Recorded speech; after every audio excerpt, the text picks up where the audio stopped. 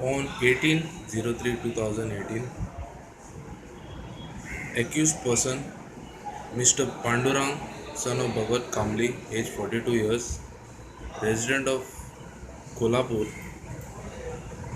drove his Ashok Leyland pickup bearing number MH09EM 2290 while proceeding in the direction from Giri to Karaswada in a rash and negligent manner without ensuring proper care and caution and endangering human life, and when reached at near Green Park Hotel on National Highway 17, dashed onto oncoming Activa scooter bearing number GA03 AK6693, proceeding in the direction from Karaswada to Giri on NH17, resulting in serious bodily injuries to the rider of the Activa scooter, Mr. Prakash, son of Anant Naik, resident of Pirna Bardez, Goa, age 55 years, who further succumbed to the injuries and so also caused bodily injuries